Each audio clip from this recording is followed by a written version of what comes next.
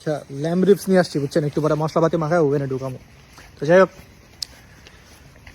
আজকের খেলাটা দেখা আমার পুরো ঢাকা 8 আর ঢাকা 11 আসলে ইলেকশনের কথা মনে পড়ছে বুঝছেন।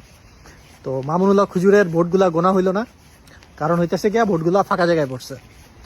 ববি হাজরা জিতাই দেওয়া হইলো, আবার মির্জা আব্বাসরে জিতাই দেওয়া হইলো কারণ ভোটগুলা ফাঁকা জায়গায় পড়ছে। ওই ভোটগুলা ধানের শীষের পাশে যেহেতু, সেহেতু এটা ধানের শীষে করানো হবে। আর্জেন্টিনার থার্ড গোলটা দেওয়া হইলো, এরপরে মিশরের এখান থেকে ওরা কইলো যে তোরা ভারে চেক কর, এটা ফাউল হইছে, ঠিক আছে, এর লিগা রেড কার্ড দিল গণহারে।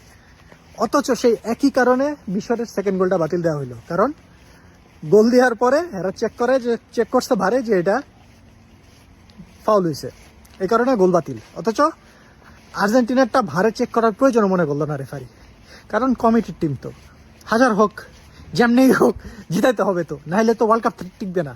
ব্রাজিল বাদ হয়ে গেছে, জার্মানি বাদ, পর্তুগাল বাদ, এখন যদি আর্জেন্টিনাও বাদ যায় তাহলে তো ওয়ার্ল্ড কাপই টিকবো না, তাই না? তো যেমনি হোক আর্জেন্টিনার টাইনা টাইনা উপরে উড়াই দিব। তো কত দূর কেপ বার্দের সাথে হারতে হারতে জিতলা।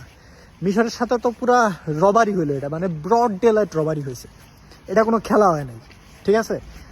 তো সকালবেলা আমি কইলাম না যে ফিফা দুধে ধর তুলসী পাতা না, এটা মানে বিকালবেলা ওরা দেখাই দিল যে কি পরিমাণ জোচ্চুরি হয় ফিফাতে।